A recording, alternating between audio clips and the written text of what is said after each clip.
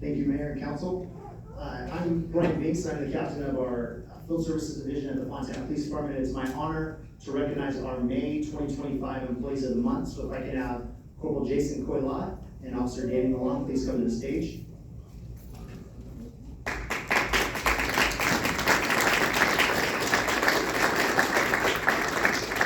As they come up here, I'll give a quick summary of the incident that they're being recognized for. Corporal Coylot has taken over and headed up our department's drone program. And on May 20th, our patrol officers received a call from a female stating that her boyfriend was making criminal threats to her on FaceTime, live on FaceTime, and threatening her with a firearm and indicating that he was going to kill her and her mother.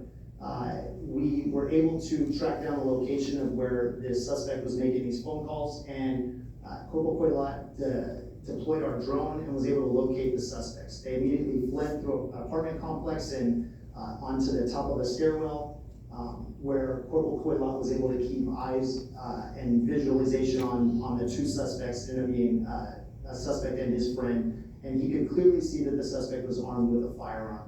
He indicated this information and gave the information to our patrol officers. Officer Milan was the primary officer on scene, and he got a group of officers together, came up with a tactical plan, and they were able to make contact with the suspects while Corporal Coylot kept visual on them.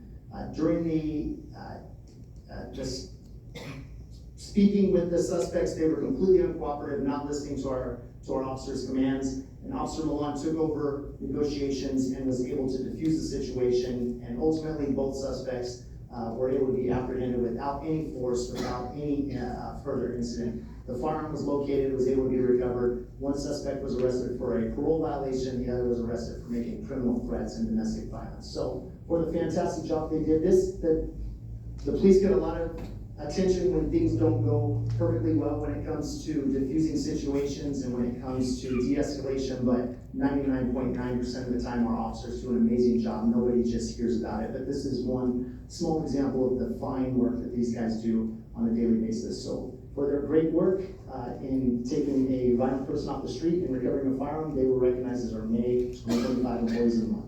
Congrats, guys.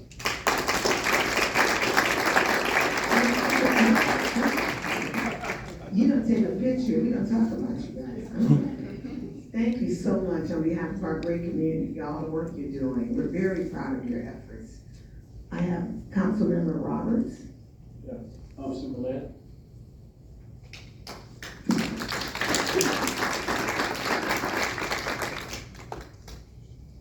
And I have a certificate for Police Corporal Jason Coylot, or should I say Pilot Coylot?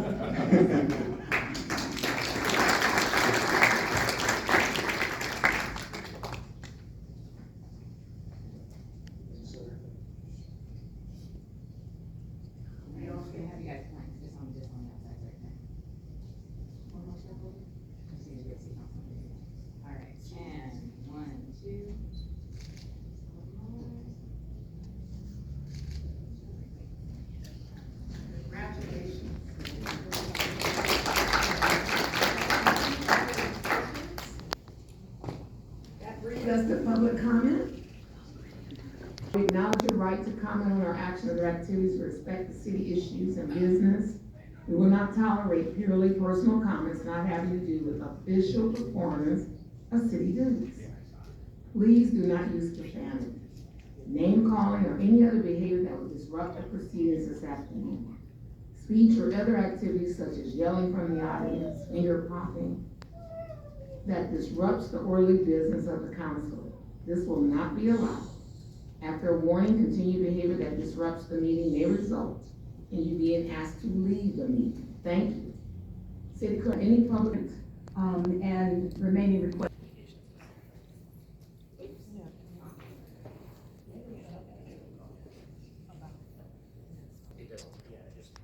Good afternoon. My name is Katie Hightower, formerly Kimberly Stryker.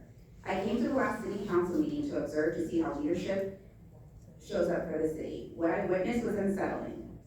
A resident raised a real concern and was brushed aside. It reminded me of what lack of effort looks like. because in 2020, I tried to speak to Mayor Warren via email about a domestic violence situation at my home. An officer was sent to help, but instead of de-escalating the situation, he made things worse. My door was broken, my toe was fractured, and that officer, who has a known history of substance abuse issues, looked at me in the eye and said, if you were my daughter, I'd be ashamed. I wasn't violent, I wasn't a threat, I was helping my terminally ill mother get inside.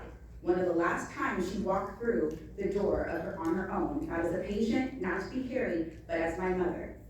She died 18 days later, and that memory still I live with. And there's a part that still weighs on me. My brother is Jody Steiger, a nationally recognized use of force expert. You can Google him. He served over 25 years in law enforcement, but I did not feel safe even to reach out to him. Instead, I reached out to Mayor Warren. I told her everything and she never responded.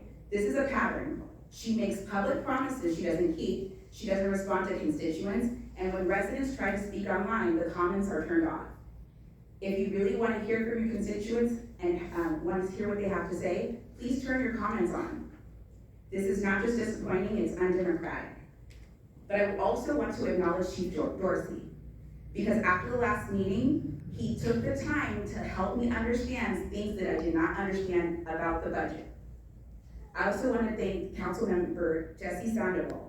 He consistently listens, invests in youth in our community, and he's the only council member up here who doesn't take money from lobbyists or developers and bureaucrat. That's integrity, and the community sees it. I'm not here to tear anyone down. I'm here because the city belongs to all of us, working families, veterans, immigrants, parents picking up their kids, and people who cannot make 2 p.m. meetings because they're out running, they keep on running from Fontana. My voice matters, and I won't stay quiet anymore. No me voy a quedar calada. I've already organized a petition to move the meetings to accessible hours, and I've gained 100 signatures. The truth is, Mayor Warren listens to developers. That's why 95% of her campaign donations come from them. Fontana residents only make up 5% of the $295,000 she raised. I'm organizing because I want a city with leadership I can be proud of. She doesn't listen to us, but we're done being silent. I'm organizing. Thank you. Diane Lopez, 3 minutes.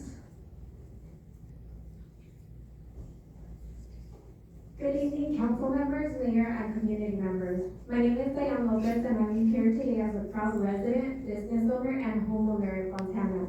I moved here from Southeast Los Angeles with hope for a safer environment, a strong and diverse community, and a city government that serves and protects all its people. For a long time, I was proud to call Fontana my home. I've seen families from Ukraine, Latin America, Black and Asian communities, as well as hardworking Indian families, all building their lives here. That rich diversity is what made this city feel like home. But today, that pride is turning into pain.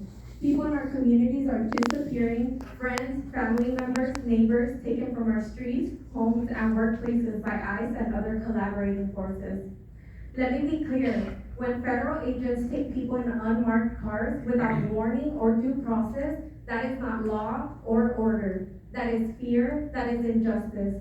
Many of our residents live in constant anxiety. Children go to school not knowing if their parents will be there when they get home. Workers keep their heads down, afraid to speak out. These are not criminals. These are our families, caregivers, essential workers, small business owners, and these are our people. And so I'm here to ask, where is the leadership from our city? Where is the action? Where is the outrage? We are all calling on the Fontana City Council to take a public stand, to pass a resolution denouncing ICE activity in our city, and to refuse cooperation with deportation efforts. Silence in the face of injustice is complicity. We cannot build a thriving Fontana on the backs of broken families. We cannot claim to be a diverse, welcoming community if we allow our neighbors to be hunted and disappeared. This is a moment of moral clarity. We are not asking for special treatment. We are demanding protection. We are demanding dignity. We are demanding justice. Thank you. Mayor, we've received 4 additional requests and our Cherubic Speakers, you have 3 minutes each.